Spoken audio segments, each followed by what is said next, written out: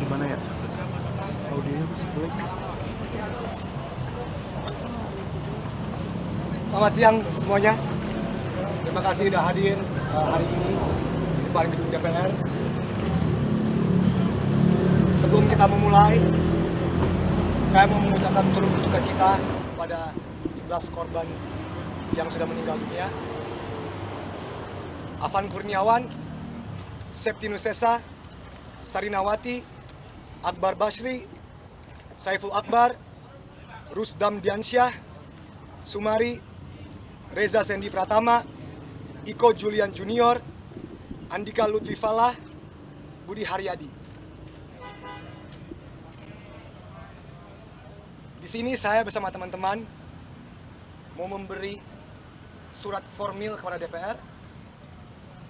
Dan sebelum itu, bagi kalian yang bertanya kenapa kita ke sini, karena saya adalah Ando Vida Lopez, warga Depok 2 Timur, rakyat Indonesia. Saya Abigail Limuria, warga Bogor. Saya Fatia Izati, warga Jakarta Selatan. Saya John Polin, warga Surabaya. Saya Jeremy Owen, warga Jakarta Barat. Saya Aku Utami, warga Jakarta Selatan. Saya Nerini, warga Bekasi. Ya, saya Jovial, warga Depok, juga sekarang Jakarta Selatan. Saya Rizwin dari Jakarta Barat. Saya Audrey dari Jakarta Barat. Saya Benny dari Jakarta Pusat.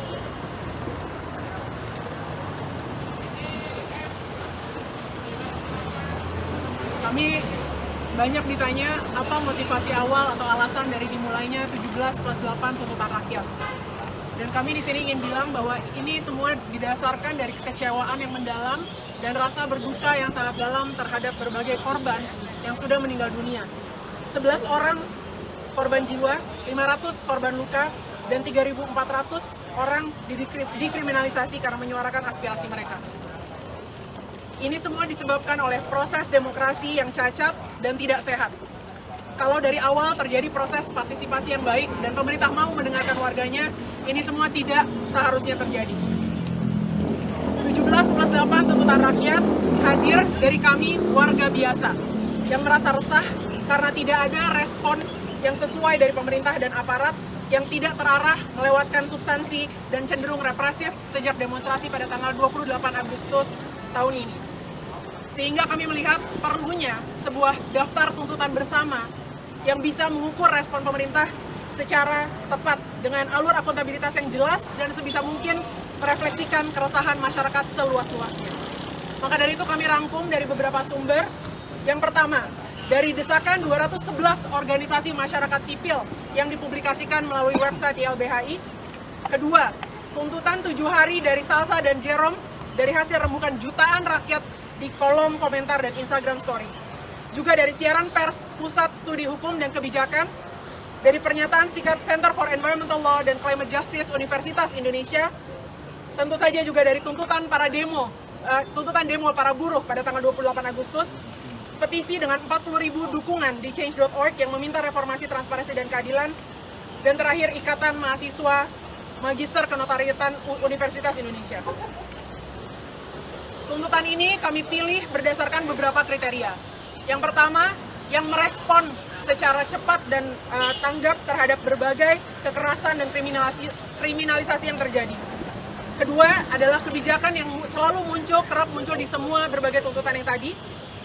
Serta kami juga ingin menunjukkan keberpihakan kepada tuntutan para buruh yang demonstrasinya memulai semua proses ini. Namun kami melihat dokumen ini adalah dokumen hidup yang menjadi simbol bahwa rakyat memiliki aspirasi yang harus didengar oleh pemerintah.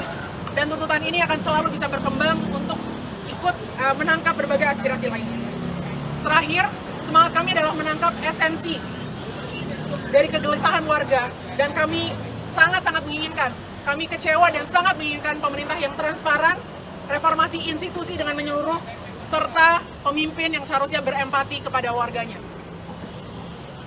Seperti yang aku sudah katakan, saya juga mau mengucapkan duka yang sangat dalam untuk semua korban yang sudah jatuh baik yang ditangkap, yang dikriminalisasi, yang duka, yang mengalami trauma, hanya satu pun itu sudah terlalu banyak menurut saya. Lalu soal tuntutan 17+8, bicara kronologi. Sejak awal kami telah mengkomunikasikan tuntutan ini ke DPR lewat berbagai kanal. Pertama, hari Senin itu dimulai dengan tuntutan terbuka di media sosial yang berkembang secara pesat, dan saya yakin dengan perangkat media monitoring pemerintah mereka pasti sudah aware. Yang kedua, hari Selasa kami juga memfollow up lewat jalur informal dengan mem-WhatsApp beberapa perwakilan pimpinan DPR serta beberapa perwakilan partai politik. Yang ketiga, hari Rabu kami juga mengirim secara formal melalui surat email ke seluruh anggota DPR dan pimpinan DPR. Ada berapa tuh jumlahnya? 580. 580. Pada akhirnya kemarin pimpinan DPR bertemu dengan perwakilan mahasiswa dan direspon oleh Wakil Ketua DPR di malam harinya tuntutan 17+8 ini melalui postingan media sosial. Walaupun itu sudah terjadi, kami paham bahwa janji itu satu hal, tapi pelaksanaan itu adalah hal lainnya. Oleh karena itu hari ini kami ada di sini untuk memberikan tuntutan ini juga secara formal, secara fisik, supaya sudah tidak ada lagi alasan bahwa belum dimasukkan lewat jalur formal. Dan kami juga mau mengingatkan bahwa kami belum puas dengan janji, dengan rencana, dengan kata-kata akan, dengan kata-kata meminta. Kami ingin bukti konkret, kami ingin progres yang nyata. Jadi tolong Bapak Ibu, tolong dikerjakan tuntutan-tuntutan rakyat, dan tolong waktu dikerjakan diupdate dengan terbuka dan jelas, karena kami juga butuh transparansi. Sudah saatnya rakyat Indonesia yang luar biasa ini memiliki pemerintah yang layak memiliki rakyat seperti itu. Salah satu pertanyaan yang sering ditanya, apakah realistis mengerjakan 17 tugas dalam 5 hari? Pertama, tuntutan-tuntutan ini bukan dibagi ke satu lembaga. Tuntutan-tuntutan ini dari 17, 2 atau 3 per institusi. Dari DPR, Polri, TNI, dan juga Presiden.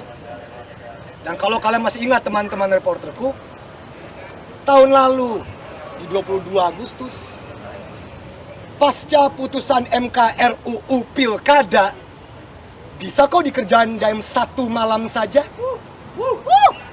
Jadi kalau soal speed pekerjaan, mereka bisa kok luar biasa jikalau ada niatnya. Sekarang aku lanjut ke tuntutan-tuntutannya. Sejauh ini 13 baru dimulai, 4 malah mundur, 8 belum digubris. Beberapa di antaranya yang mundur. Kekerasan aparat, korban di Bandung, keterlibatan TNI masih terlibat, pembebasan demonstran, proses hukum aparat polisi, memang sudah ada yang dihukum, namun baru 1. Dan banyak hal lain yang belum dimulai prosesnya. Tuntutan rakyat ada banyak, tapi salah satu sesuai dengan message kita, transformasi, reformasi, empati, salah satunya adalah transparansi dalam anggaran. Tapi yang disuarakan adalah penyembuhan simptom, not the root cause, bukan akarnya. Kalau hanya disuruh berhenti flexing, hanya disuruh bersimpati di dunia online, itu menyembunyikan sesuatu, itu enggak menyembuhkan akar dari masalah, yaitu transparansi anggaran. Dan ini duit kita kemana aja. Sekian. Oke.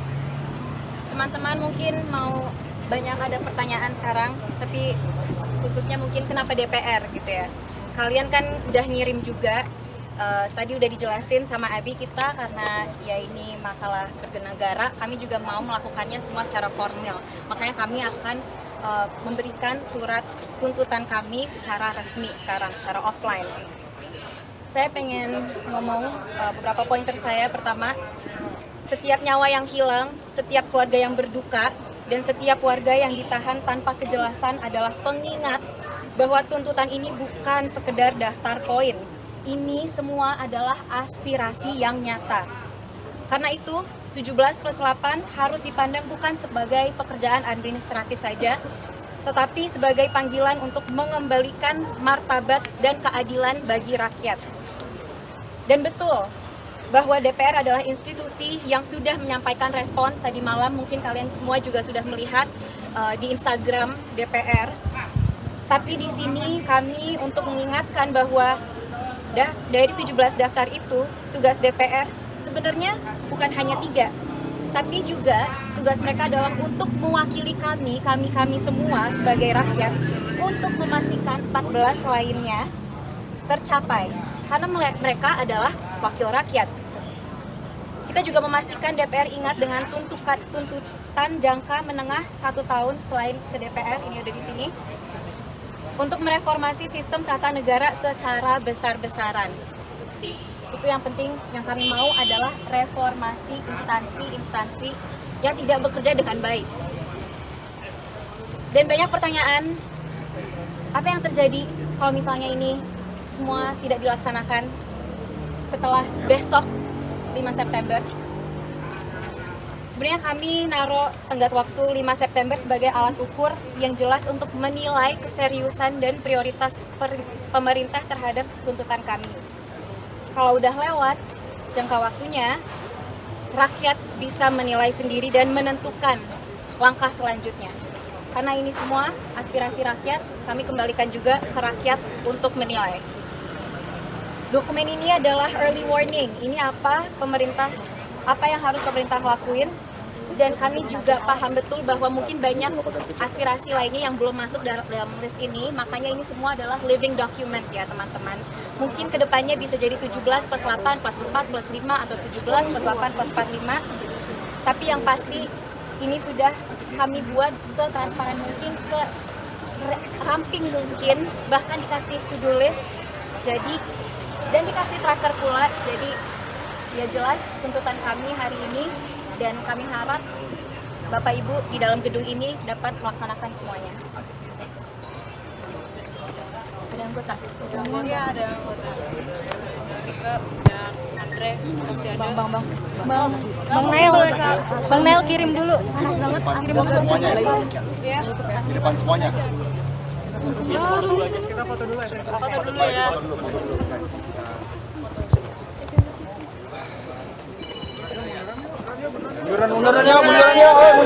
Munduran, biar dapat semuanya. Ini nggak tanya jawab dulu.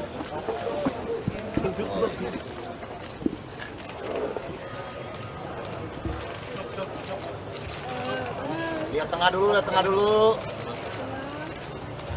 Oke, sekarang semua lihat kiri.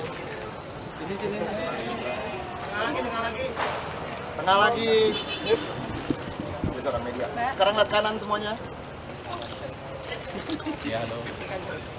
Biar cepat. Yuk, biar cepat. Oke. Yuk. Oke.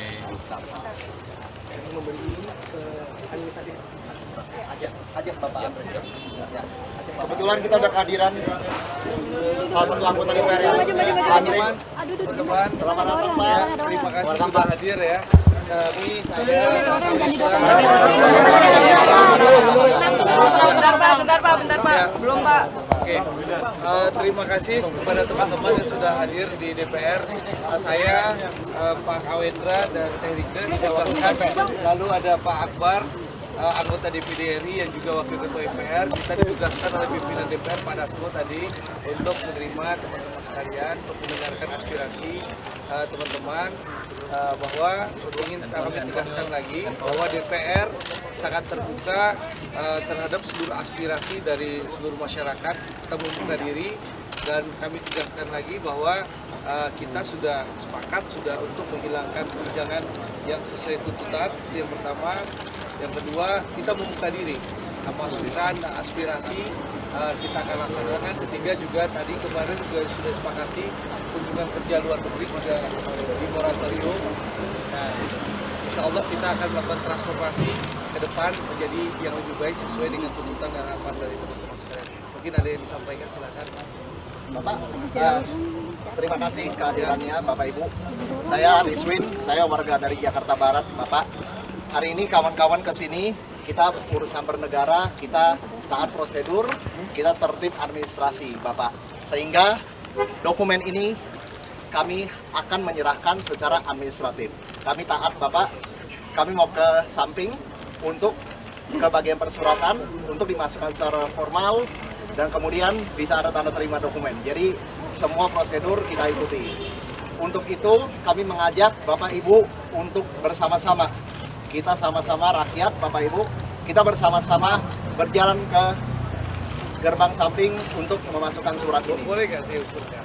Jadi kan, saya ini kan anggota Badan Aspirasi Masyarakat. Jadi ini kan dokumen ini nanti dari Sekretariat Jenderal DPR akan ke Badan Aspirasi. Akan ke kami juga kok. Nah, lebih baik diserahkan ke kami. Nanti kami yang bikin tanda terima. Baik. Jadi bahwa bukti dokumen teman-teman sudah diterima secara resmi oleh DPR RI dan Badan dokumen Aspirasi ini akan kami serahkan langsung kepada pimpinan DPR. Jadi lebih cepat prosesnya. Baik. Gitu loh. Teman-teman, apakah setuju dengan proses ini? Ya, bisa ada tanda terima ya Boleh, bagi saya tanda Bapak. tangan. Baik. Ya. Oke.